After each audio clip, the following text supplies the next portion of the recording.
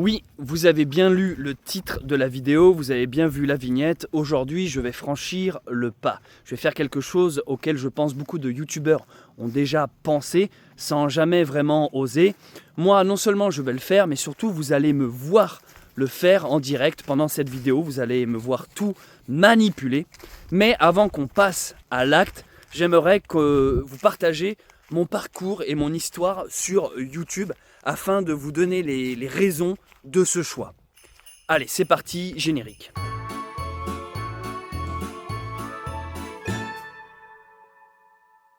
Aujourd'hui, nous sommes le 13 décembre 2025. Faut croire que le chiffre 13 porte malheur, car c'est aujourd'hui que j'ai décidé de passer à l'action. Ça fait longtemps que j'y pense, et je vais donc vous expliquer pourquoi.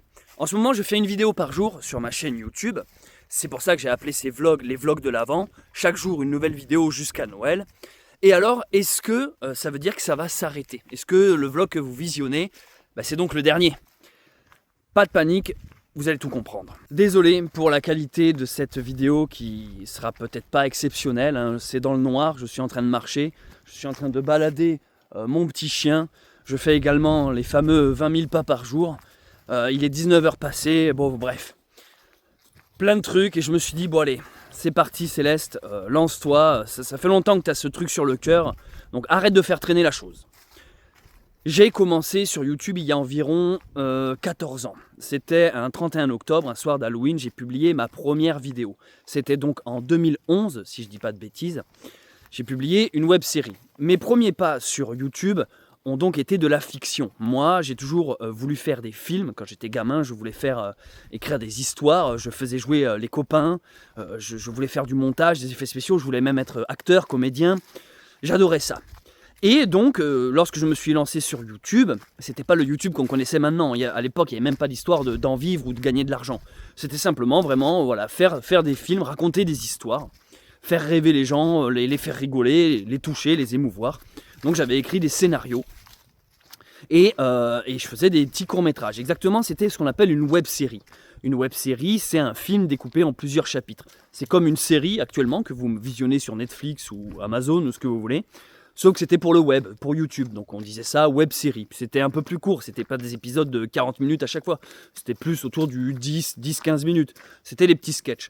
Donc ma première web-série s'appelait Mon meilleur pote est un zombie. Et ma chaîne YouTube ne s'appelait pas Bunker Sauvage, elle s'appelait Super Infini. Parce que quand tu débutes sur YouTube, moi je voulais, si vous voulez, signer mes vidéos par une boîte de production, un peu comme lorsque tu lances un film, qu'il y a marqué Universal Studios présente, New Line Cinema, la MGM, enfin voilà, une sorte de pâté production. Mais à mon petit niveau, je me suis dit, comment je pourrais appeler ma chaîne? Et ça a été Super Infini. Super Infini, pourquoi? Parce qu'à l'époque, je trouvais que les caméras Super 8 étaient celles qui représentaient le mieux ma démarche. Les caméras Super 8, c'était les premières caméras qui ont été offertes au grand public, qui filmaient sur pellicule.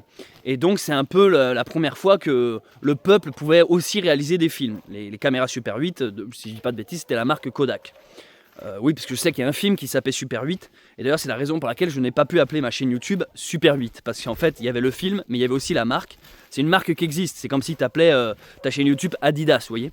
Mais moi, vu que j'aimais bien le chiffre 8, et que j'aimais bien aussi le symbole de l'infini, j'ai renversé le 8. Donc un 8 renversé, ça fait l'infini. Et ça a donc donné Super Infini. Donc il y avait à la fois le côté, je trouvais que c'était un nom qui claquait pour une boîte de production. Film produit par Super Infini. Et en même temps, je pouvais avoir le petit clin d'œil aux caméras Super 8 parce que ça faisait rappeler le cinéma accessible à tous. Parce que finalement, je me définissais comme ça. Je me disais, en fait, moi, je suis qui? Je suis un clampin au fin fond de ma cambrousse qui a eu un jour une caméra dans les mains et qui a raconté des histoires avec. En gros, c'est le peuple qui a pu commencer à faire des petits films dans son coin sans être des grosses productions hollywoodiennes. Donc je tenais à cet aspect amateur en fait. Ça c'est un truc que j'ai toujours mis en avant, le côté amateur assumé. Genre oui, je suis monsieur tout le monde qui en fait avec un peu de débrouillardise et des effets spéciaux, de méthodologie on va dire, arrive à s'en sortir et raconter une histoire. Et finalement sur ma chaîne YouTube donc qui s'appelait Super Infini, c'est ce que j'ai toujours mis en avant. Donc j'ai fait des courts-métrages, j'ai fait des web-séries, j'ai fait des clips, je faisais des sketchs. Et à chaque fois, tout ça, ça prenait un nom différent. C'est-à-dire Quand je faisais une web-série, je rangeais ça dans une playlist web-série. Parce que moi, je voulais que quand quelqu'un découvre ma chaîne Super Infini, il soit pas perdu. Parce qu'il est vrai que ma chaîne Super Infini, en fait, tu passais un peu du coq à l'âne. Tu regardais l'épisode 3 de Mon meilleur pote est un zombie, puis la vidéo d'après qui sortait, c'était pas spécialement l'épisode 4. Non, d'un coup, c'était un clip musical, par exemple. Je faisais un peu de musique, un peu d'électro, bon, en amateur, mais... Puis donc, la personne qui me suivait pour Mon meilleur pote est un zombie, d'un coup se tapait un clip. Donc d'accord, bon, Céleste n'a pas sorti l'épisode 4. Et puis, je sortais une autre vidéo, et là, les gens se disaient, ah, ça y est, c'est peut-être enfin l'épisode 4. Et non, là, c'était un tutoriel. J'expliquais comment faire des effets spéciaux. Parce que j'ai toujours eu à cœur de montrer, regardez, si moi je le fais, vous pouvez le faire. Donc j'expliquais aux gens, vous voyez, dans tel épisode, j'ai fait tel effet spéciaux, regardez, en fait, j'ai fait comme ci, j'ai fait comme ça. Là, on a l'impression qu'il y a une grosse explosion, en fait, c'est juste un briquet, machin et tout. Vous voyez, j'ai toujours voulu montrer que en fait, le cinéma, c'est du bidouillage et 3 bouts de ficelle et du scotch. Il n'y a pas besoin, comme on peut l'imaginer, d'énormes budgets, d'énormes effets spéciaux. En fait, quand tu es ingénieux et que tu te débrouilles, en fait, lorsque tu comprends comment fonctionne le cinéma, le montage et donc le découpage, en fait, tu peux faire croire ce que tu veux. Tu peux amener les gens, les faire voyager avec zéro budget. D'ailleurs, c'était mon slogan, quoi. Des films, des effets spéciaux et tout ça sans budget. Donc, je me suis aussi lancé dans les tutos où j'expliquais aux gens... comment faire finalement leurs effets spéciaux. En gros, ma chaîne, c'était un peu un laboratoire test où je faisais tout ce qui concerne de l'audiovisuel, des clips, des reportages, des documentaires, des dessins animés, des sketchs, des podcasts. En fait, ça m'a permis d'apprendre à faire de la vidéo, à me perfectionner. C'était une sorte de laboratoire test. Et en même temps, je vous montrais les coulisses. Je vous disais, bon là, regardez dans cette vidéo, il y a tel truc qui vous a bien plu, parce que je rebondissais déjà sur les commentaires à l'époque. Alors je vais vous expliquer ça. Et finalement, c'était un peu du contenu qui s'auto-alimentait. Je sortais un film, les gens me disaient, putain, c'est sympa là, comment t'as fait ce truc et tout. Et je leur expliquais. Ça me faisait un peu les making-of, les coulisses. Et ça d'ailleurs, j'aimais bien, parce que à l'époque, quand on achetait des DVD ou des Blu-ray, tu matais le film, et l'avantage de ces disques-là, c'est que tu pouvais aller dans les bonus et t'en apprenais davantage. C'était génial.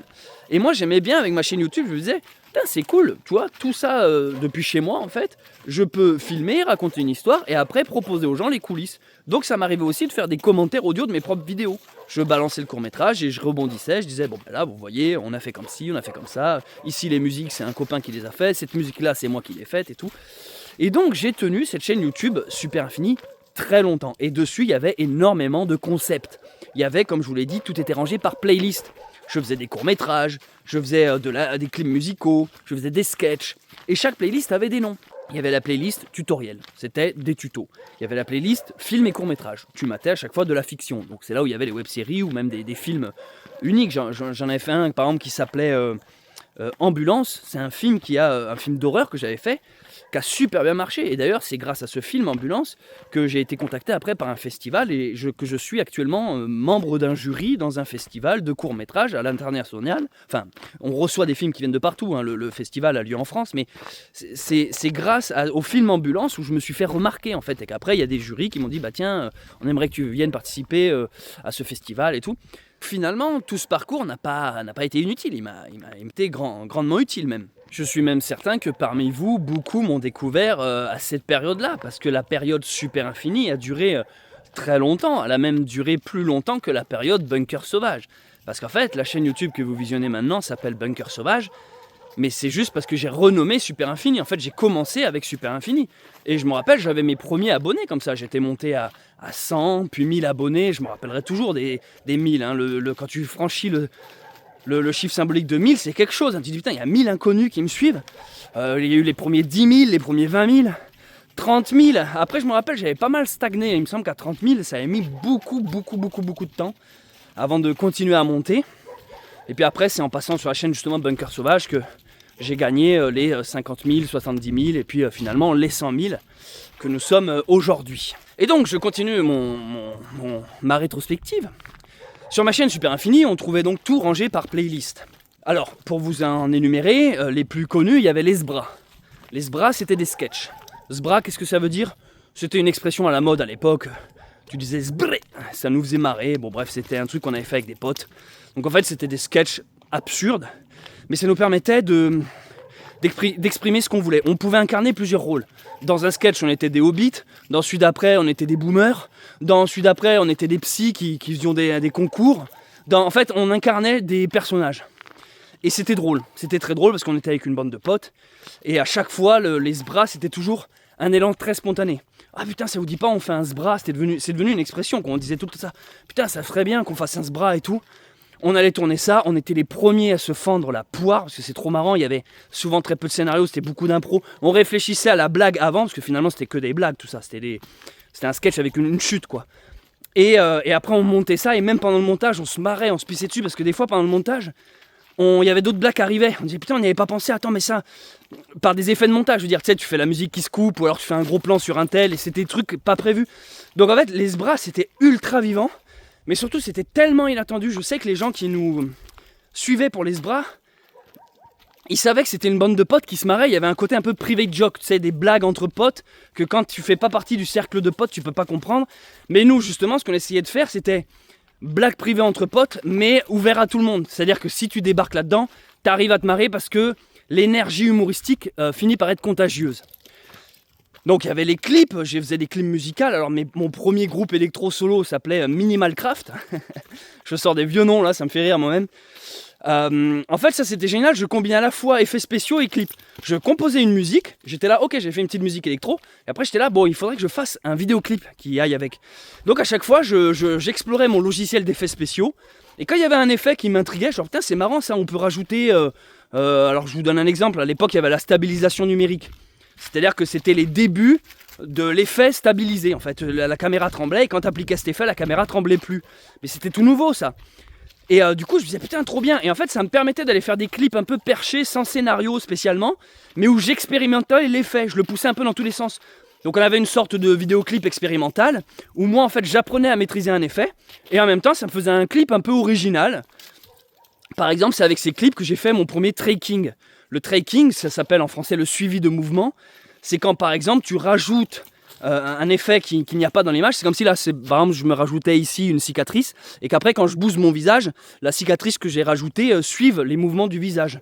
On appelle ça le tracking. Et ben voilà, je venais de découvrir les premières possibilités de faire du tracking, du suivi de mouvement. Je trouvais ça fascinant. Donc pareil, pam, je faisais un clip. Et comme je vous le dis à chaque fois, après avoir fait un clip et donc un effet, je l'expliquais en tutoriel derrière. Je disais voilà, alors dans ce clip, j'ai utilisé tel effet, j'ai cliqué ici, j'ai découvert comme ça, et j'expliquais tout le processus. Alors pourquoi je vous parle des tutos ? Parce qu'en fait, on se rend compte que ça a toujours eu une place très importante dans ma vie, sur ma chaîne YouTube. Comme je vous l'ai dit un peu plus tôt, il y a toujours eu cette volonté de vous partager comment je faisais. Un peu comme un magicien, quoi. Il fait un tour de magie, puis après il vous révèle les secrets. Parce que j'estimais que, en fait, il y avait presque autant de beauté à révéler le tour.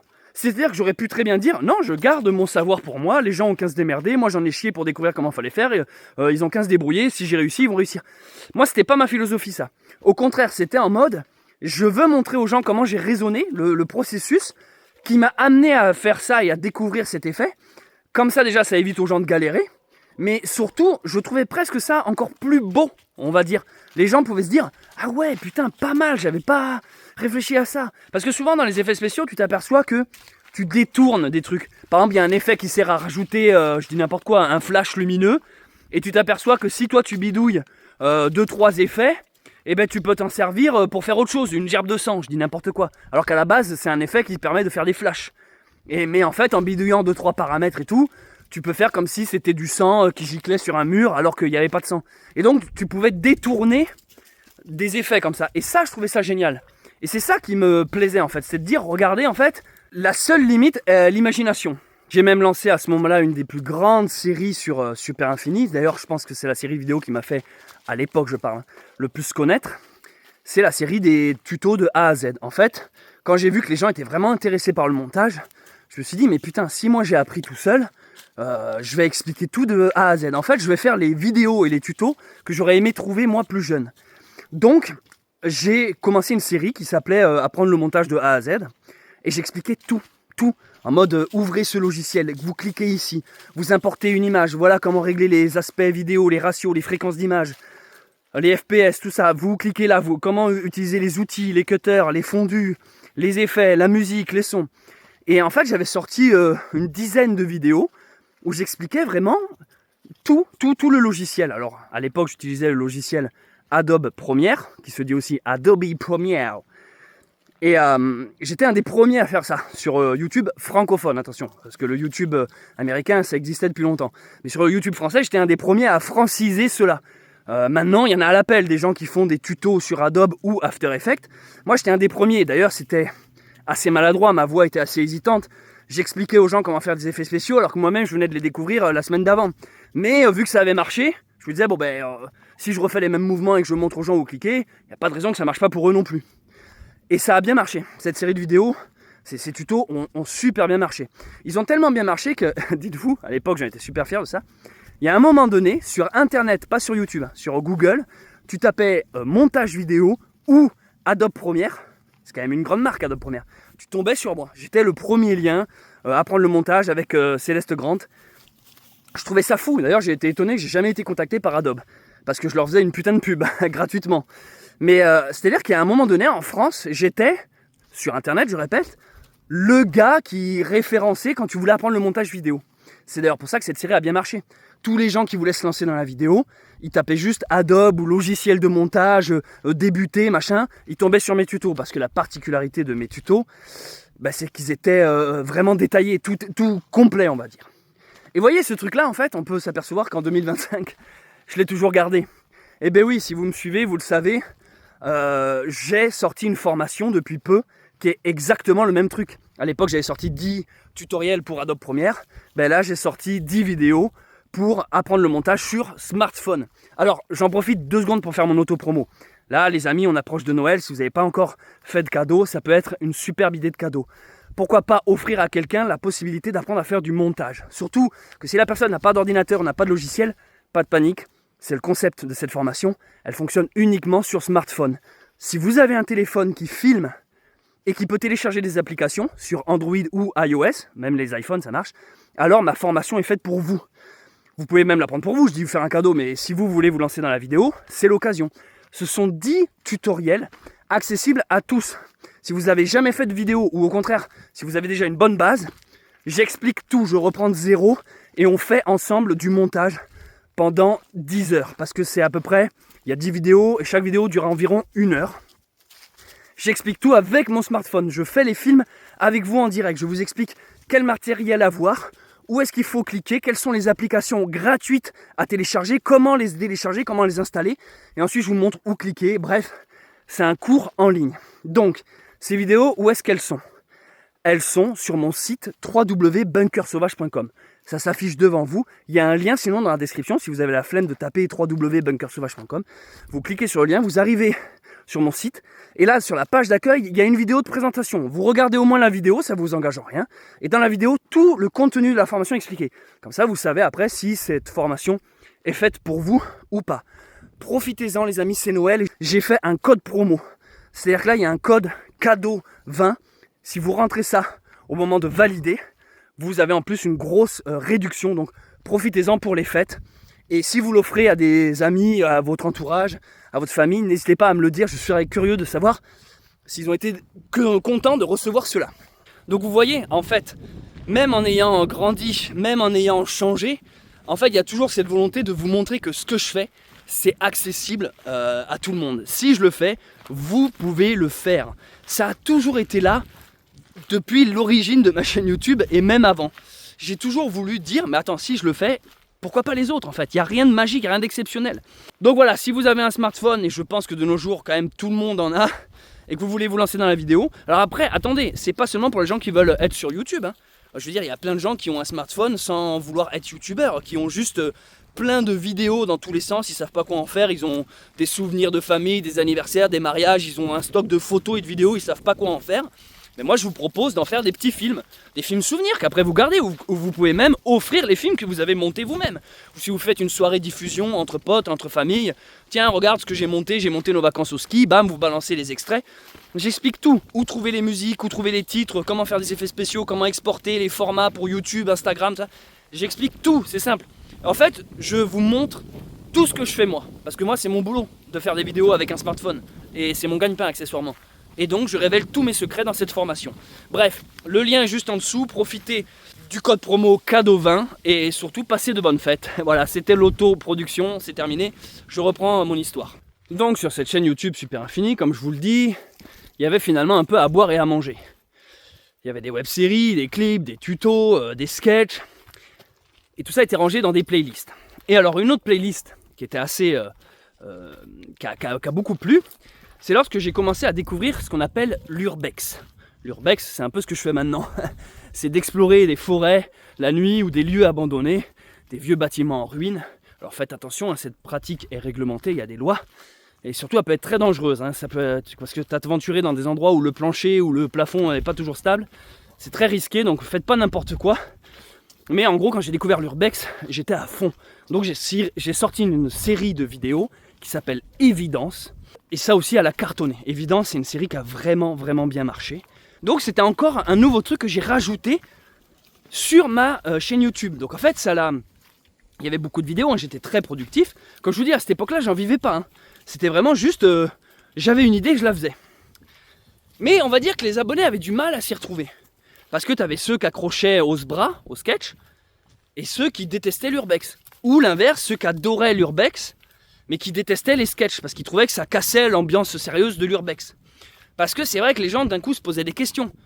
Oui, mais Céleste, dans tes urbex, à un moment on a l'impression qu'il se passe des trucs, il y a des bruits qu'on entend au loin, ça fait un peu peur, parce que moi j'axais ça sur le côté un peu paranormal, genre est-ce qu'il y a des fantômes ici dans celui abandonné ou quoi. Les gens commençaient à se dire, ouais mais en fait c'est nul, moi je me suis abonné pour ça, mais il faut que j'attende, il sort 10 vidéos à la con avant de ressortir l'épisode d'un nouvel épisode Évidence. Et je peux comprendre qu'en fait les gens s'abonnaient timidement. C'est pour ça qu'à un moment donné, j'ai atteint ce qu'on appelle un plafond de verre.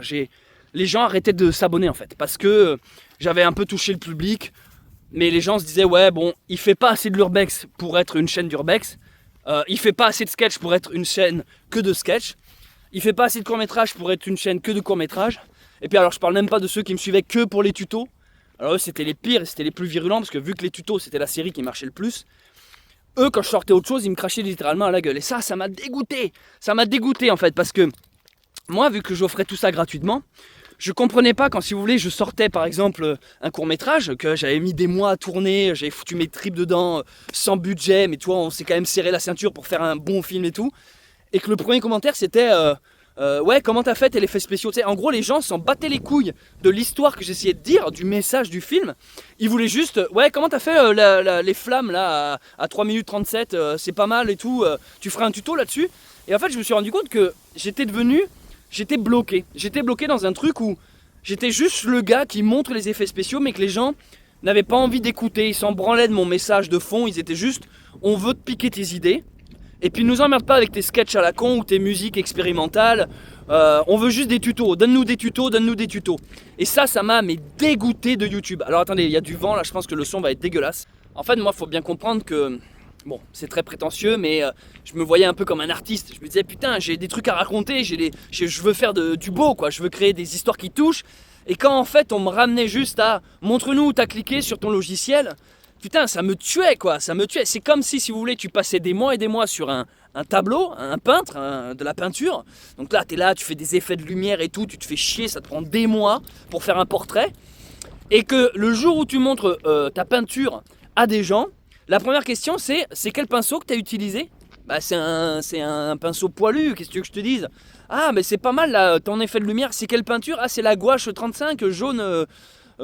jaune cyan, machin, terre de sienne. Mais quoi, qu'est-ce que tu me dis ? Mais regarde mon tableau, enfin, qu'est-ce qui te dégage ? Me parle pas d'analyse du truc. Ah, c'est quoi ton chevalet ? C'est quoi ton grammage de toile ? Ah ouais, machin, d'accord, t'es sur du lin en fait, donc, et est-ce que t'as passé de l'apprêt ou du vernis dessus ?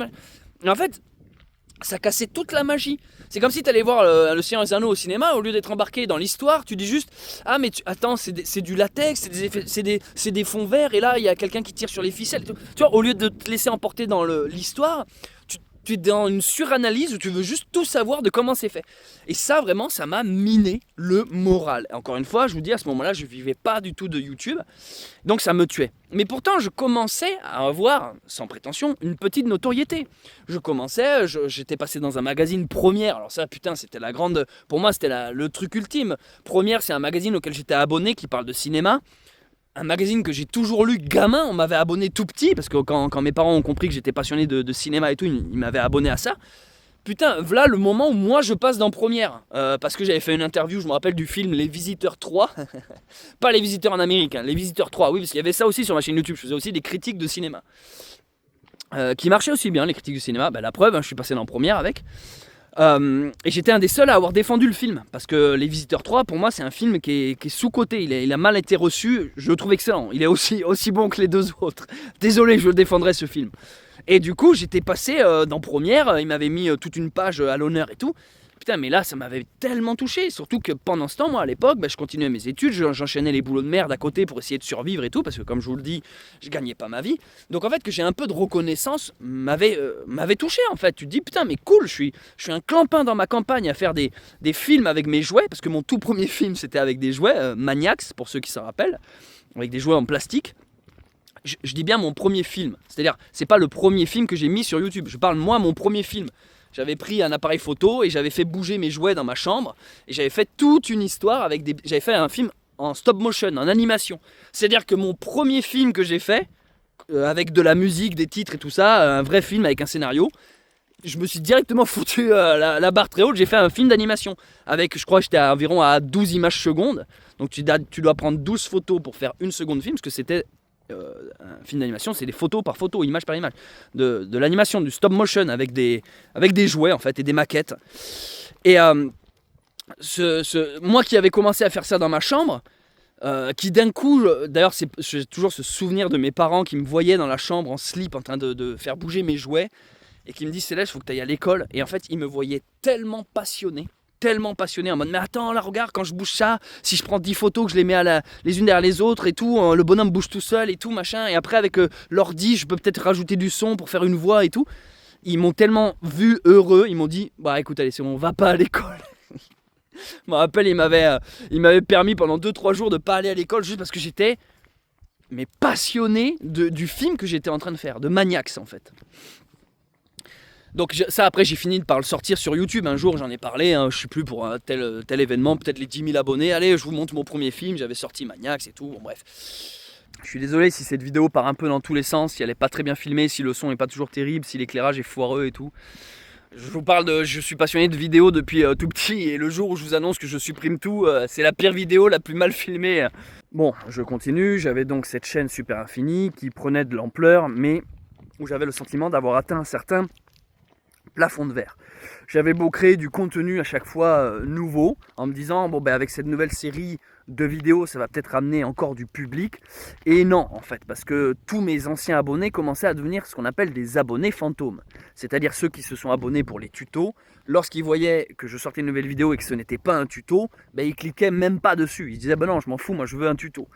Et donc après je me suis un peu auto-énervé, je me suis dit c'est simple, vous voulez des tutos, vous en aurez pas, un peu comme un grand gamin, j'étais là, non, c'est moi l'artiste, c'est moi qui suis derrière la chaîne, je fais ce que je veux. Et donc en fait je faisais du forcing, je continuais à faire mes courts-métrages qui faisaient pas de vues. Après je faisais un épisode d'évidence, donc de l'urbex, qui faisait des vues mais pas autant de vues que les tutos et machin. Mais moi je voulais dire aux gens, non je suis pas juste un mec à tuto, je veux vous montrer que je sais faire autre chose, que je sais raconter une histoire, que je sais filmer, que je fais un peu de musique. C'est pas que je voulais montrer, c'est qu'en fait c'était ma personnalité, je suis comme ça, je suis quelqu'un qui touche à tout. Donc dès l'instant que quelque chose m'intéressait, je m'y investissais à fond. C'est des trucs comme ça en fait. Quand t'es passionné, t'as envie de toucher à tout et d'expérimenter. Et donc moi c'est ce que je faisais avec ma chaîne YouTube. J'avais envie de faire de la musique, j'avais envie de faire des dessins animés, j'avais envie de faire des tutos, des effets spéciaux, j'avais envie de faire rire les gens, de les faire pleurer avec des histoires qui les touchent. Je voulais faire des films au Moyen-Âge, je voulais faire des films dans le futur. Enfin, j'expérimentais. Dès l'instant que je voyais quelque chose, un nouveau monde qui m'intéressait, je disais, vas-y, je vais essayer. Et c'est ce qui, finalement, ressortait de ma chaîne YouTube Super Infini. En plus, ça colle bien avec le nom Super Infini, ça fait vraiment...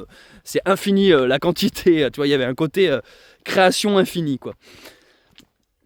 Mais en fait ça s'est retourné contre moi. Parce que comme je vous le dis, à un moment donné, les gens se disaient, oui bon, Céleste, ok, t'as plein de cordes à ton arc, mais ça nous emmerde. Moi j'aime bien que quand tu fais des tutos. Moi j'aime bien que quand tu fais de la musique. Moi j'aime bien que quand tu fais des urbex et tout. Et donc, là a eu ce que j'appelle la fracture. A eu un énorme changement. En fait à ce moment-là, on pouvait enfin vivre de YouTube. C'est le moment où je voyais plein de gens autour de moi, enfin sur internet du coup, commencer à en vivre. Ça devenait un vrai boulot.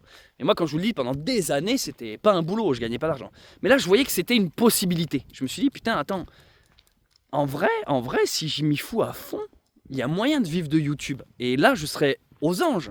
Fini les boulots d'intérim à la con à côté, je pourrais faire que ça, vu que c'est déjà ce que je fais, sauf que cette fois, je serais payé pour.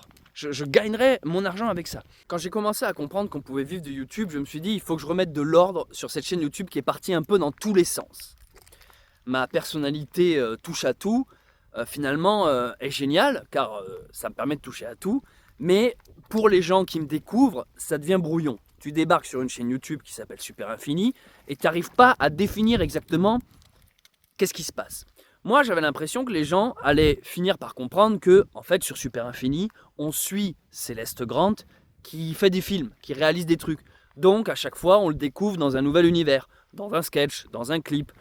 Voilà, je voulais que les gens comprennent que, en fait, sur Super Infini, tu ne suis pas un concept, tu ne suis pas, par exemple, juste de l'urbex, mais tu suis un créateur. Un créateur qui, chaque semaine, te propose une nouvelle idée de vidéo. Un coup, c'est une critique de cinéma, un coup, c'est un sketch, un coup, c'est un tutoriel.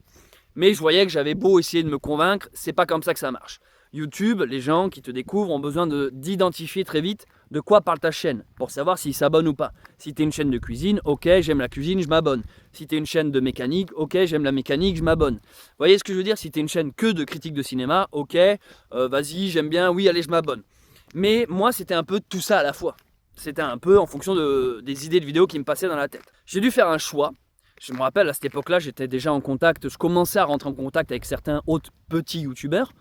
Et je leur disais, ouais, qu'est-ce que t'en penses et tout. Et beaucoup me disaient, le mieux, c'est que tu fasses une chaîne YouTube par série de vidéos, par playlist. Tu crées une nouvelle chaîne YouTube qui est consacrée que à l'urbex, que tu appelles Évidence. Tu fais une autre chaîne YouTube où c'est que tes clips musicaux, c'est que de la musique en fait. Tu fais une autre chaîne YouTube où c'est que tes sketchs, que tes courts-métrages, que tes films. Et c'est ce que j'ai fait, les amis. C'est pour ça que j'appelle ça la fracture.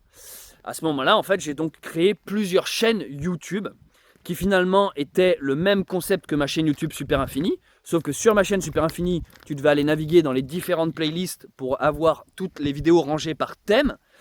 Cette fois-ci, en fait, il fallait directement taper dans YouTube le thème que tu voulais voir. Si tu voulais voir Évidence sur Bex, tu tapais Évidence sur Bex, tu tombais sur la chaîne YouTube. Et donc, tu avais que la chaîne qui parlait des évidences, des urbex. Quelque chose qui était très bizarre avec cette méthode et que peu de gens m'avaient dit, c'est le sentiment très étrange vu que Super Infini, j'avais quand même, je sais plus, 30 000 ou 40 000 abonnés, tu sortais une vidéo, même si elle faisait pas beaucoup de vues, elle faisait au moins 1000 vues par exemple. Donc quand d'un coup tu sortais un évidence sur ta chaîne YouTube spéciale évidence, une chaîne où tu repars à zéro, ça faisait un peu mal au cœur quand tu voyais ta vidéo qui faisait 2 vues. Et du coup, tu te disais, putain, si seulement je la remettais sur Super Infini, elle ferait plus de vues. Ce que je veux dire par là, c'est que moi, dans mes vidéos, j'y mettais toujours la même énergie, la même force, la même passion. Mais à partir du moment où j'ai créé plusieurs chaînes YouTube, quand je venais de sortir une nouvelle vidéo, vous allez comprendre, je venais par exemple sortir un nouveau sketch, un sbra. Et moi, il me faisait mourir de rire. À chaque fois, avec les potes, on se marrait. Moi, il y avait l'excitation de me dire, ah putain, il me tarde de la publier, que les gens le voient et se marrent. Mais du coup, là, il y avait le côté, en temps normal, je l'aurais publié sur Super Infini. Donc oui, ceux qui me suivent pour les tutos ou les clips n'auraient pas aimé le sketch, mais ceux qui me suivent pour les sketchs l'auront aimé, tu vois. L'auraient aimé. Mais il y avait ce truc de, ben non, maintenant, il faut que je le publie que sur la chaîne dédiée à ça. Donc c'est ce que je faisais. Et là, quand tu vois que ta vidéo fait à peine 20 vues, alors que tu sais que tu as une chaîne YouTube où tu as eu des abonnés pendant des années qui pourraient la voir, c'était assez rageant. Parce que les gens, il faut bien comprendre que c'est pas parce que tu leur dis « Allez vous abonner à cette chaîne » qu'ils y vont, en fait. En gros, ça a été la pire idée, ça. Ça a été la pire idée. La pire idée, ça a été de tout fractionner sur chaque playlist. J'ai perdu en vues, en abonnés, j'ai perdu du temps. Mais en même temps, ça a été une superbe idée parce que ça m'a permis à moi de faire le tri et de voir vraiment les séries que je voulais continuer. Une fois que j'avais répandu chaque série sur leur propre chaîne YouTube, je me suis rendu compte, par exemple, bah tiens, tu vois, les clips musicaux, en fait, c'est pas ma priorité. C'est pas les trucs que j'ai envie de faire en priorité. Quand j'en tournais un, ça me faisait plaisir de le montrer sur Super Infini. Mais là, maintenant que c'est sur une chaîne à part, j'ai pas envie de passer mon énergie et mon temps là-dessus. Donc je préfère me consacrer, par exemple, sur un sketch, un sbra qu'on écrit, qu'on tourne et qu'on se marre. Vous voyez ce que je veux dire? Donc ça a été bénéfique pour moi d'un point de vue artistique. Ça m'a permis de me concentrer que sur de vrais projets qui m'animent, de moins m'éparpiller. Mais ça a été pas du tout bénéfique pour YouTube. D'ailleurs, pendant des années, à ce moment-là, YouTube s'est dit, bon, bah lui, on l'a perdu, Super Infini, là. Et en fait, il m'avait presque shadowban. Alors shadowban, c'est-à-dire qu'en gros, t'as beau sortir les meilleures vidéos de ta vie, YouTube les met pas en avant. Ils s'en branlent, ils s'en fichent. Ils se disent c'est juste un YouTuber qui fait des vidéos. Moi, j'ai l'impression qu'il m'avait mis dans la case. Bon, lui, c'est un mec qui expérimente. Et donc, ben voilà, on le laisse dans son coin faire ses trucs. Et donc là, moi qui justement essayais de vivre de YouTube, je me suis mis une balle dans mon camp, là, contre mon camp. Je me suis dit, putain, mais je vais pas m'en sortir avec cette énergie, cette logique. Et dites-vous que j'ai continué longtemps, plusieurs années. Je me suis dit, bah tant pis, c'est comme ça, c'est mon sort. Et je continue. C'est pour ça que le fameux trophée des 5000 abonnés, j'ai mis environ 14 ans, enfin pas environ, j'ai mis 14 ans à l'avoir. Parce qu'il y a eu toutes ces périodes-là, toutes ces phases qui ont été extrêmement galères. Là, je vous fais une version courte, résumée en blabla. Mais moi, tout ça, ça a été des années et des années de ma vie. Puis ça a été des ruptures. Je veux dire, à ce moment-là, j'étais avec des copines, des ex qui supportaient plus me voir passer tout mon temps, toute mon énergie là-dedans. Donc j'ai perdu des moments avec des amis, des soirées en famille. Je me suis coupé de certains copains, d'amis, de relations familiales, même professionnelles. J'ai peut-être perdu des opportunités de boulot, de job. J'ai peut-être eu des moins bonnes notes dans mes cours parce que je n'étais pas assez concentré. En fait, toute YouTube et toute ma vie tournait autour du fait de vouloir créer pour essayer de vivre de ma passion depuis gamin. Donc oui, avec YouTube, je me suis brûlé des ailes, j'ai perdu des amitiés, des copines. Ça a pas toujours été facile sur YouTube. C'est vrai que maintenant, quand on me voit sur Internet et que je vous dis « Ouais, ça y est, je vis enfin de YouTube, c'est cool », en fait, ça s'est tellement fait progressivement. C'est-à-dire que le fait que je gagne de l'argent petit à petit sur YouTube jusqu'à ce que je devienne indépendant financièrement, ça s'est tellement fait petit pas par petit pas, Kaizen quoi, que je l'ai même pas vu venir. C'est-à-dire qu'il faut pas croire que YouTuber c'est un beau matin, tu gagnes pas ta vie, puis d'un coup, ah putain ça y est, j'ai gagné de l'argent, ça y est, je peux quitter mon boulot de merde, je suis autonome. Non, ça s'est fait pas par pas, vraiment euro par euro. Euro par euro, je me rappellerai mon premier euro que j'ai gagné sur YouTube. Je m'en rappellerai toujours. Puis après 2 euros. Puis après, genre pendant 6 mois, c'est juste, j'ai gagné 2 euros à la fin du mois. Puis après 3 euros, 4 euros, 5 euros, 6 euros. Puis après, tu as des petits dons. Ah cool, cette année, j'ai eu 30 euros de dons sur Tipeee, machin. Les lives et tout. En fait, ça s'est fait vraiment progressivement. C'est un château de cartes, c'est une pyramide que tu fais. Et donc, c'est depuis peu que j'ai réalisé que, mais attends, en fait, j'ai plus besoin d'aller chercher un boulot de merde. Mais comme quoi, jusqu'à encore l'année dernière, j'avais encore ce sentiment de me dire ouais, putain, il faut quand même que je garde mon CV propre. Limite, je restais inscrit à Pôle emploi au cas où, tu vois, au cas où en mode Et ça s'est fait tellement progressivement que je m'en suis pas rendu compte que, mais attends, en fait, je vis de YouTube en fait. Là, l'argent, l'essence que je mets dans la voiture, le repas que je suis en train de manger, l'électricité qui me chauffe, la connexion internet, ça, c'est juste parce que je fais des vidéos sur YouTube. Et donc, j'ai même pas eu ce truc de me dire ça y est, je vis de YouTube. C'est juste un déclic qui est arrivé d'un coup et je me suis dit putain, mais c'est cool en fait. Je m'en suis même rendu compte en parlant des fois avec des amis. Et toi, Céleste et tout, peut-être tu vois des potes, qu'est-ce que tu deviens et tout, chacun te raconte moi je fais ça, moi je suis boulanger, moi je suis ci. Et toi, moi je fais des vidéos. Et d'un coup, c'est à force de parler avec des gens, je me suis dit putain, mais attends, c'est vraiment devenu mon boulot YouTube là et tout. C'est fou parce que je l'ai pas vu venir en fait. Alors que t'as des gens, ils font une vidéo. Elle buzz, ils gagnent de l'argent, c'est comme s'ils gagnaient au loto, et donc ils deviennent youtubeurs, ils deviennent, voilà, c'est leur boulot, ils prennent conscience que d'un coup, putain, ça y est, je gagne ma vie avec YouTube. Mais moi, ça s'est vraiment pas fait comme ça s'est fait centime par centime, vraiment. Bon, je ne sais plus trop ce que j'étais en train de vous raconter, cette vidéo est un peu plus longue que d'habitude parce que je parle beaucoup, mais parce que c'est un sujet qui me tient énormément à cœur. C'est quand même tout mon parcours que je résume comme ça, j'essaie de résumer ça en plus vite, sans oublier trop les détails importants. Donc en gros, après avoir fracturé tout ça, séparé on va dire chaque concept sur des chaînes différentes, différentes, je continuais de créer. J'ai toujours continué, vu que je fais ça depuis gamin, j'ai pas attendu YouTube pour faire des vidéos, je fais des vidéos depuis tout petit. C'est juste que YouTube, j'y ai vu un certain avantage. Je me suis dit, putain mais attends, je publie des vidéos sur internet et des inconnus peuvent le voir. Finalement, moi qui avais espoir un jour de faire une grande école de cinéma et puis sortir de là, machin, faire des films, je venais de trouver une autre porte. Une porte ouverte à tous les amateurs. Enfin, n'importe qui, comme avec les caméras Super 8 à l'époque, n'importe qui pouvait montrer son talent, montrer son savoir, raconter une histoire. Ce n'était plus réservé à une élite hollywoodienne ou un truc qu'on nous impose dans l'audiovisuel français. Ce n'était plus si tu es fils de machin, ou si tu es riche, ou si tu viens de tel milieu. Non, en fait là, le pecno du coin au fin fond de sa campagne, si il le voulait, il pouvait lui aussi raconter des histoires, faire rêver, faire voyager des gens, et peut-être toucher le cœur, tout comme moi quand j'ai été petit face à tel ou tel film, j'ai été touché. En fait, à notre tour, on pouvait nous aussi toucher le cœur des gens, aller parler à leur âme, et ça je trouvais ça beau. Je me suis dit putain mais en fait YouTube c'est génial pour ça. Et donc ce qui s'est passé dans ma vie, il y a eu un moment assez critique, je vous raconte. C'est que mon compte en banque commençait à être dans le négatif. Enfin, il a souvent été dans le négatif. Mais là, non seulement il allait y aller, mais je ne voyais pas de solution pour le rendre positif. J'avais plus de travail à ce moment-là, j'avais fini mes études. J'étais un peu dans un nœud où en fait je faisais un intérim qui ne me plaisait pas, donc je savais que j'allais pas rester là. Et je voyais qu'en fait je passais trop de temps à essayer de vivre de YouTube. Mais lui, mon compte en banque, il était négatif et il fallait bien que je trouve un moyen de survivre. Je voyais que j'y foutais mes tripes, je foutais tout mon temps, toute mon énergie, je veux dire au détriment de mes relations sociales, comme je vous ai expliqué. Et ça m'apportait rien. Ça m'apportait rien à part des découvertes, des rendez-vous à la banque et de plus en plus de soucis. Mais je me rappellerai toujours de ce combat contre la montre.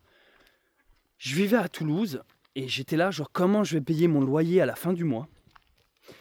Mon boulot me plaisait pas, je pliais des cartons dans une usine.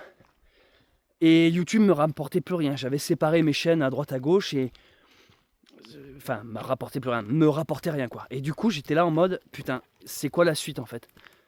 Soit je baisse les bras et je me dis, ok, bon ben, je vais plier des cartons toute ma vie. C'est fini, j'arrête là. J'aurais beau tout essayer, ça n'a pas marché.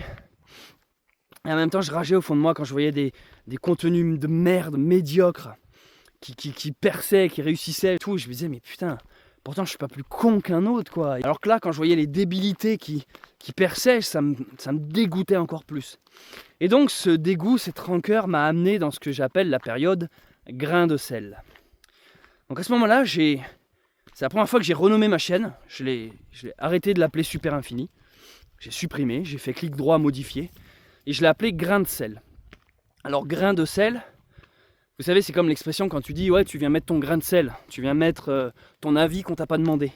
Donc moi j'avais fait un jeu de mots, grain de sel, au lieu que ça soit S-E-L, c'était comme sel, mon prénom Céleste, donc grain de sel. C'est Céleste qui vient mettre son petit grain. Et en fait je me suis dit, vas-y bats les couilles, je vais ouvrir ma gueule sur tout ce qui me pète les couilles sur un YouTube. Donc j'ai eu une période où en fait, je sais pas que je faisais du clash et du drama, en fait ça restait de l'humour, mais c'était volontairement assumé que j'en ai plus rien à foutre. En gros, comme si tout ce que j'avais créé pendant des années sur YouTube, toutes mes vidéos, mes films, mes tutos, mes courts-métrages, machin, je balayais ça d'un revers de main en mode « Ah, vous aimez de la merde, ah, vous voulez de la merde, c'est ce qui marche sur YouTube. Bon alors, bouffez-en. » Et donc, tous les jours, je faisais une vidéo de merde, mais parlais de tout et n'importe quoi. De tout et n'importe quoi. S'il y avait un drama, boum, j'y allais les yeux fermés. S'il y avait un truc d'actualité, bam, je donnais mon avis même si j'avais pas d'opinion dessus.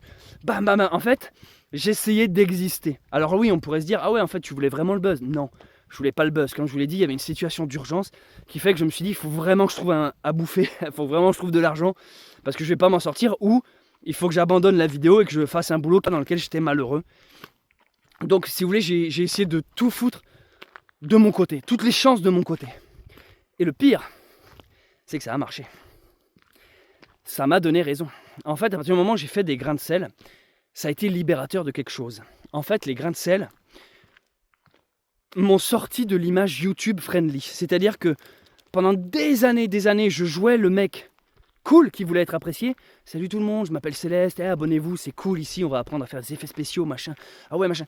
J'essayais de m'adresser à une sorte de communauté inexistante sous un aspect bienveillant, machin, YouTube friendly ça s'appelle. Mais en fait, quand j'ai ouvert mes grains de sel, ma bouche, je me suis rendu compte que d'être moi-même et dire le fond de ma pensée, non seulement ça fait du bien, mais surtout que je me suis rendu compte que d'un coup les gens étaient beaucoup plus actifs. Dans les commentaires, les réactions étaient nettement meilleures. Parce que oui, il y a les gens qui n'étaient pas d'accord avec toi, genre mais non, tu exagères, tu peux pas dire ça. Mais t'avais ceux aussi qui disaient putain, mais t'as trop raison, ça fait du bien, enfin quelqu'un qui ouvre sa gueule et tout. Et moi ça m'a fait du bien, je dis putain, mais en fait, pendant des années j'avais une sorte de masque comme le masque qu'on porte en société quand tu veux te faire accepter dans un groupe. Alors qu'en fait, quand on n'a plus rien à foutre, tu dis ah, c'est bon, bas les couilles qu'ils aillent tous se faire foutre. Putain, c'était libérateur. En fait, c'était une période ultra jouissive. Et ça s'est ressenti dans mes vidéos, en fait. Je commençais à retrouver le sourire, à me marrer. En fait, j'avais atteint un stade où j'en avais plus rien à foutre. Et comme je cherchais plus à plaire, eh ben ça a marché. À partir du moment où j'ai lâché le truc, ça a marché. Et là, en fait, ça m'a redonné de l'énergie. Je me suis dit, putain, c'est trop marrant. Les gens adoraient, ceux qui ont connu cette période, vous m'en parlez souvent en mode putain les grains de sel ça reste une période culte. Je suis d'accord parce que c'était borderline. Hein. Alors après attention, je pense que je pouvais me permettre les grains de sel parce qu'à l'époque j'étais une petite chaîne YouTube. Donc j'étais pas connu et quand je faisais ça, ben, ça faisait marrer ceux qui tombaient dessus, ils disaient il est con celui-là et tout machin. Mais c'est le genre de truc que ça maintenant je pourrais plus faire. Je dis pas que j'en ai pas envie, je dis juste que je pourrais plus le faire.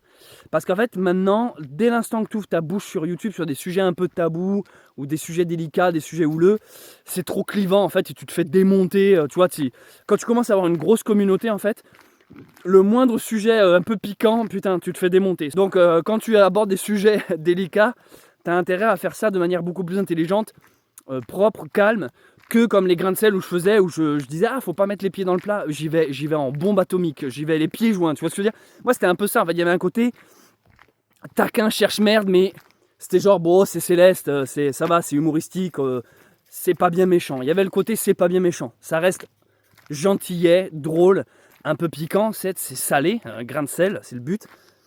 Et cette période, moi, m'a fait grandement du bien. D'un point de vue en tout cas artistique, elle a été libérateur parce que je me suis rendu compte qu'en fait, même si mes vidéos, j'estimais qu'elles étaient de moins de qualité, je filmais ça à la webcam, j'en avais rien à foutre. En fait, je me suis dit, mais c'est marrant, les gens ils kiffent. Alors qu'avant, je faisais des vidéos travaillées avec des caméras dernier cri, des micros, je faisais chier des mois sur le montage et tout, ça marchait pas. Et là, j'allume juste ma webcam, je dis prout, ça buzz. Et alors, qu'est-ce que je devais comprendre d'un point de vue artistique? Je devais dire, ah, donc en fait, faut faire de la merde. Mais en fait, oui et non. J'avais la contrariété de constater que le caca, le bas de gamme fonctionnait beaucoup mieux que l'intellect, mais je me disais, ça n'empêche pas que ma fibre artistique n'est pas morte. C'est pas parce que là je fais des vidéos de merde qui fonctionnent que mon art est mort. Je peux derrière continuer à divulguer mes messages. Ce que je veux dire par là, c'est que quand tu fais de l'art, tu as une intention, tu veux exprimer un point de vue. Moi par exemple, je vois le monde de telle et telle manière. Quand tu fais une vidéo, un film, un vlog, ce que tu veux, une musique, de la peinture, de la danse, en fait tu exprimes aux autres comment tu vois le monde. La douceur que tu vois, la poésie que tu vois. C'est ça que j'entends par message, hein. N'y voyez pas là une quelconque manipulation ou envie de transmettre je ne sais pas quelle idée.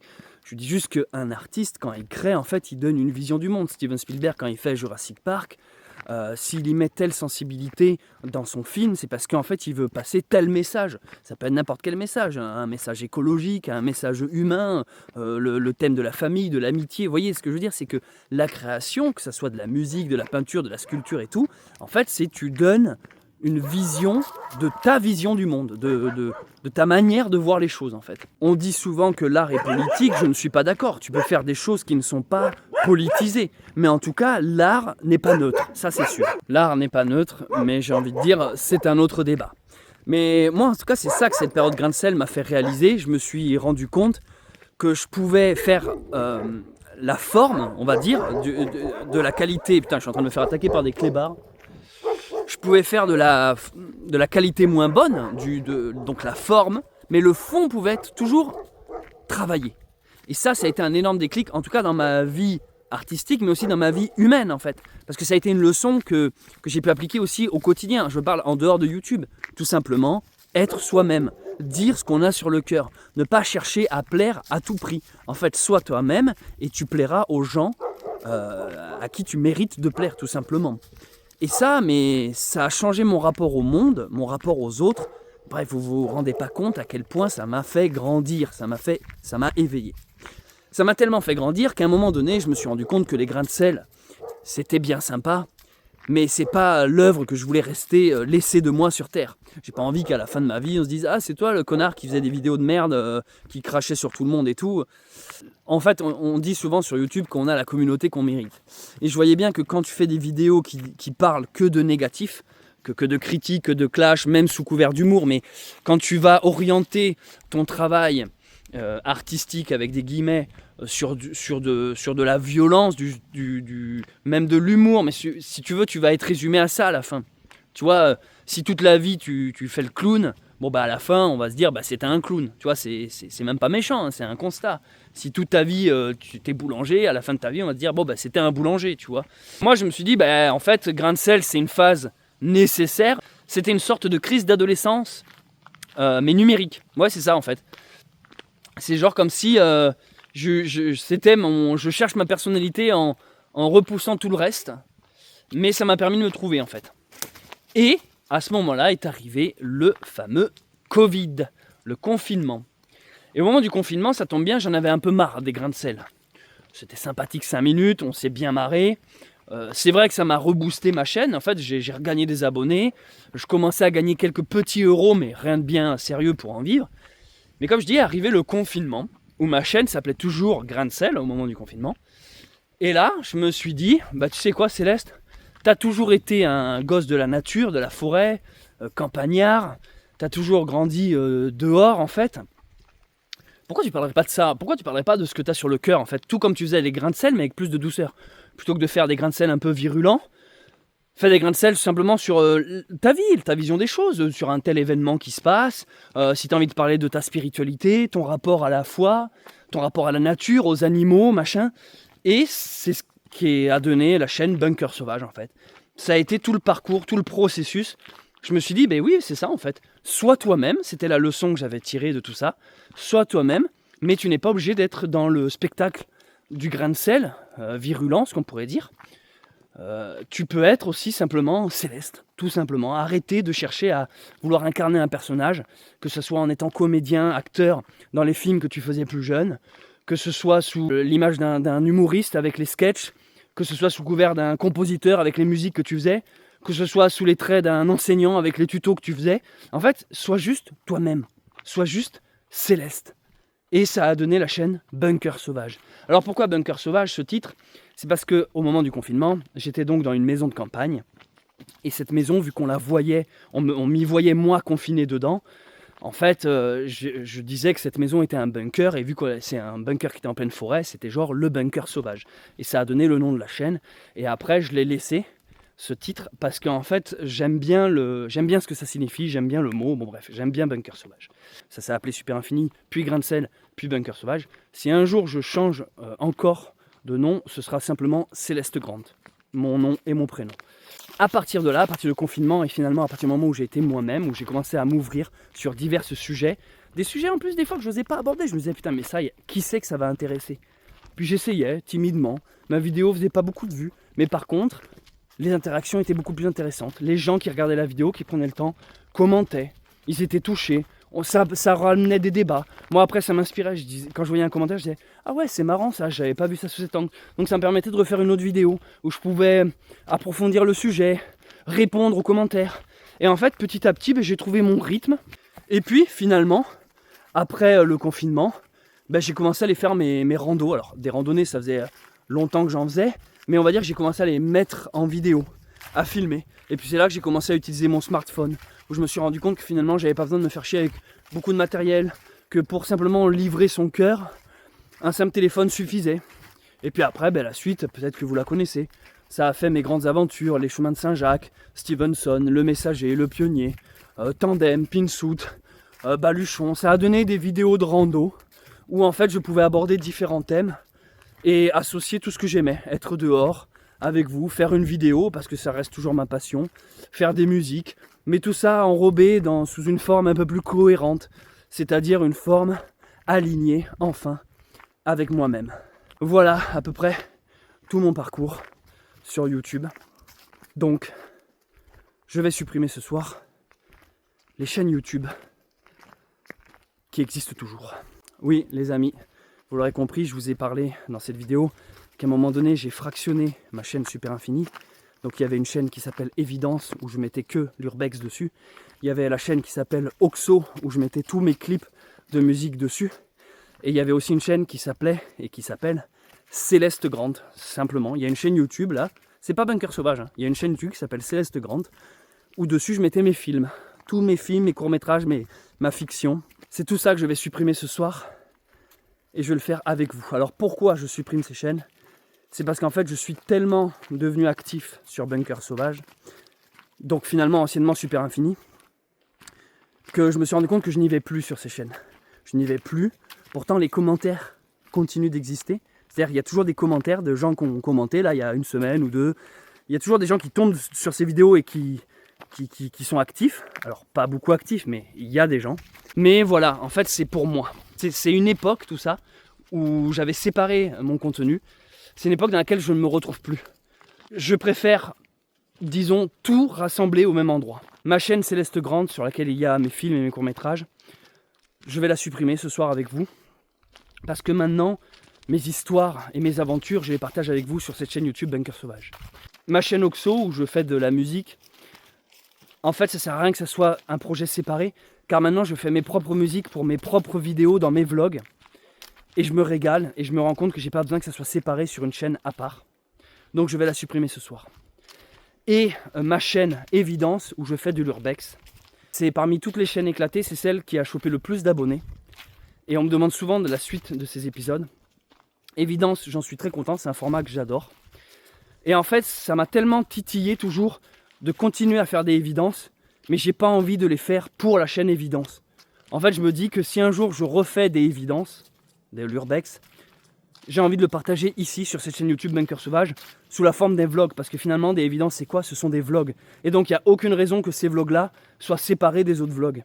Voilà pourquoi je décide de supprimer également évidence, parce que ça reste du vlog où je parle avec vous de sujets divers tout en faisant de l'urbex. C'est juste que là la thématique, au lieu que ce soit la rando, c'est de l'urbex, donc c'est pas du tout dans le hors sujet, bien au contraire, on est en plein dans ce que je fais déjà sur Bunker Sauvage, et donc c'est la raison pour laquelle j'ai décidé de également supprimer la chaîne YouTube Évidence. Alors, je tiens à préciser quelque chose. Ces chaînes YouTube, je les supprime parce que je n'y vais plus et parce qu'en fait, j'ai envie de me recentrer. Là, on arrive en fin 2025, bientôt 2026. J'ai envie de continuer à fond la chaîne Bunker Sauvage. J'y mets déjà tout mon temps et toute mon énergie. Donc, ça sert à rien que je m'éparpille.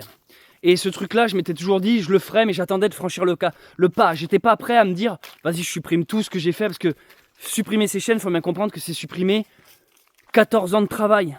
En fait, c'est supprimer des années et des années de création d'un simple clic.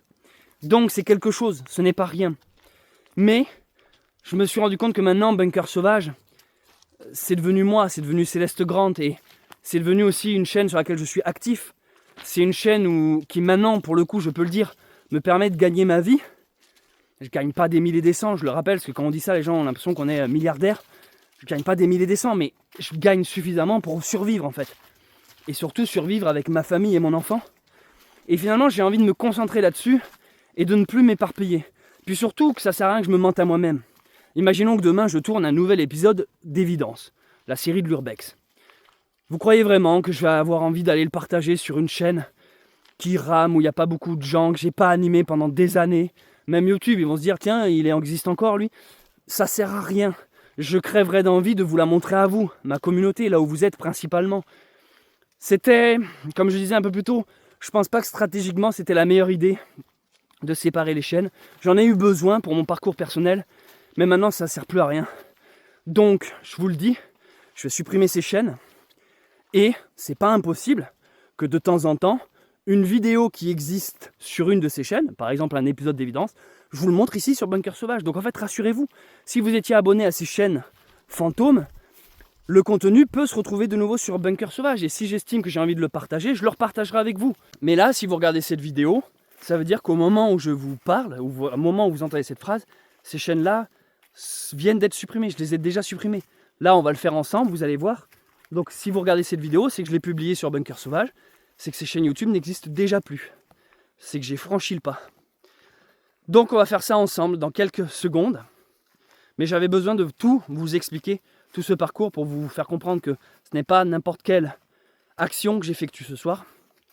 Et aussi, une dernière chose, du coup ça veut dire que la chaîne Bunker Sauvage, sur laquelle on est, si vous avez bien suivi, quand j'ai tout fractionné partout, quand j'avais créé la chaîne Évidence, quand j'avais créé la chaîne Oxo, quand j'avais créé la chaîne Céleste Grande, ça veut dire qu'il y avait toujours cette chaîne Super Infini, qui, comme je vous l'ai expliqué, après s'est appelée Grain de Sel, et puis ensuite Bunker Sauvage.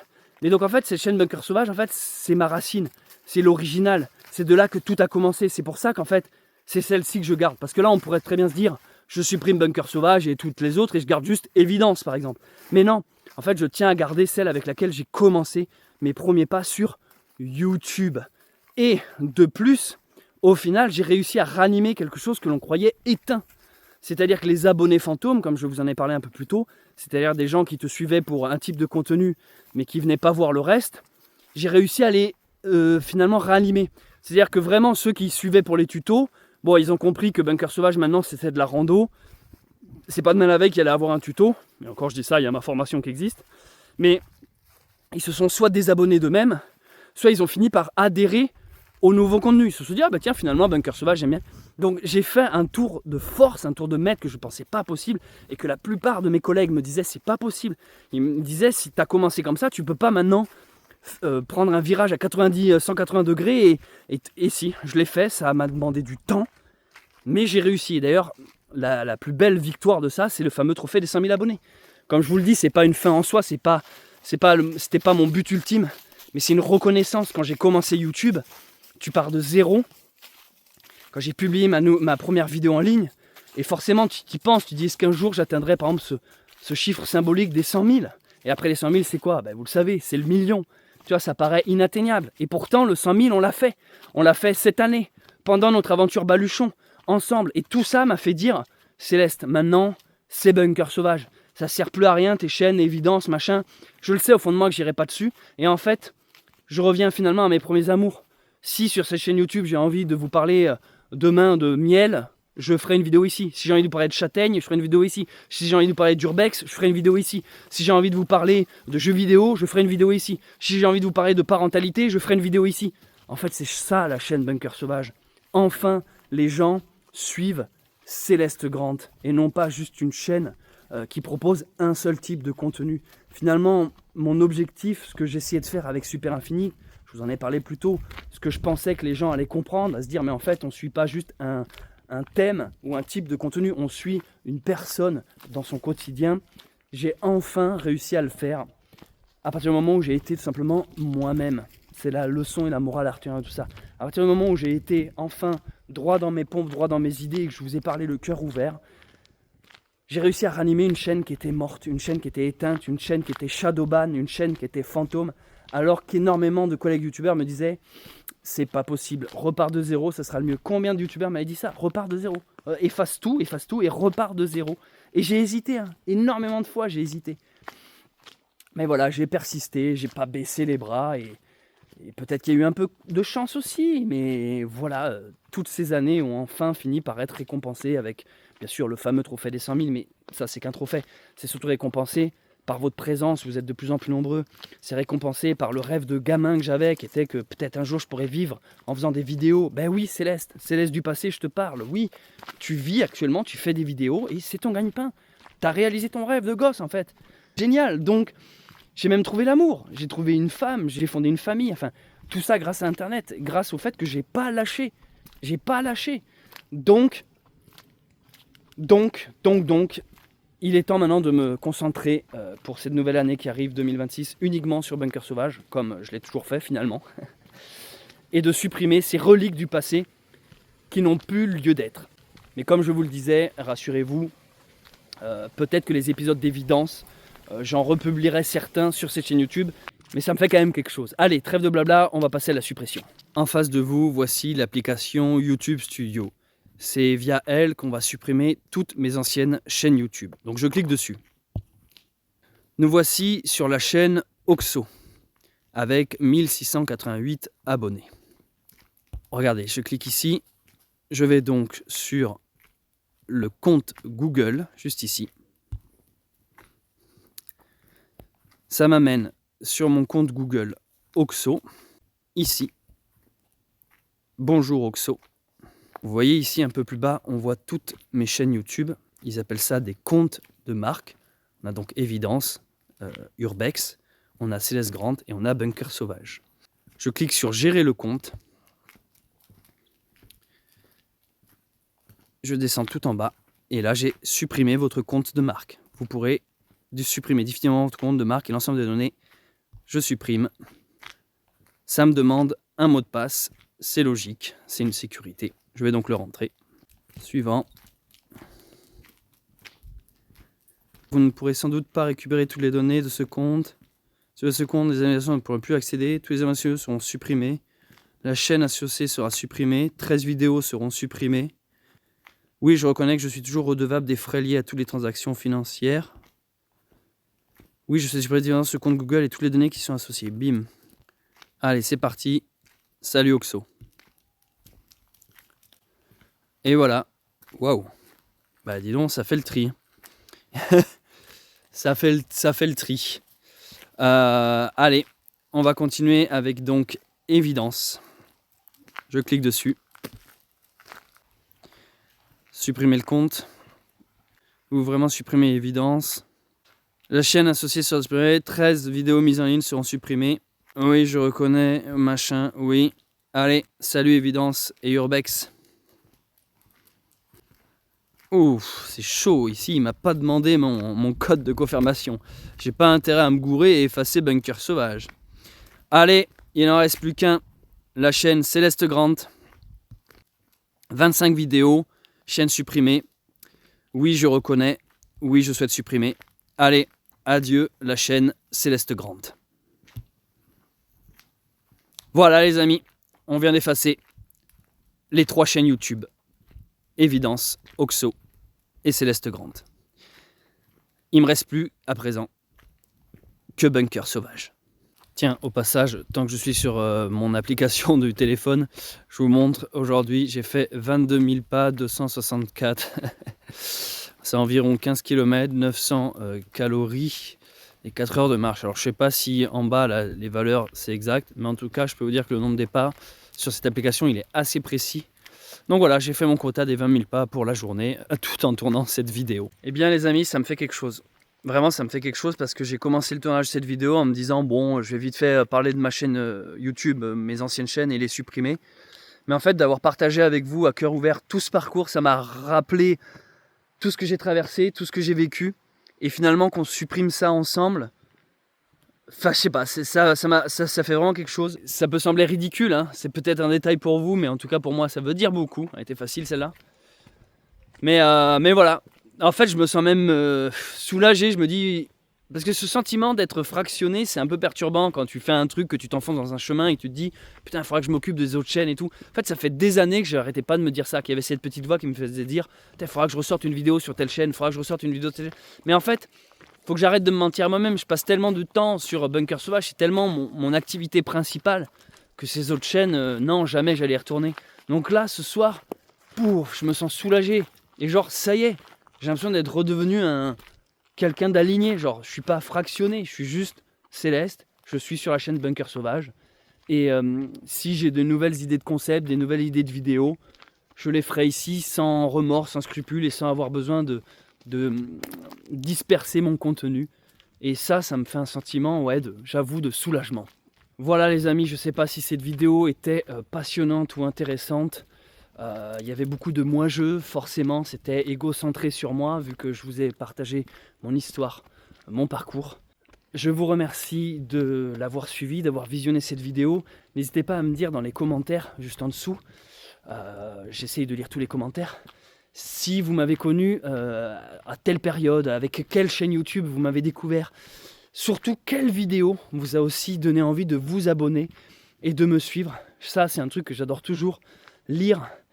Et encore une fois, je vous remercie de me suivre. C'est en partie grâce à vous que je peux finalement réaliser ce rêve de gosse, qui est d'être moi-même, tout en réalisant des vidéos et tout en gagnant ma vie avec cela. Du coup, j'imagine que vous êtes rassurés de constater que c'est pas cette chaîne YouTube là que je supprime, Bunker Sauvage. Du coup, j'ai le plaisir de vous dire que je vous donne rendez-vous demain pour un nouveau vlog. Allez, ciao!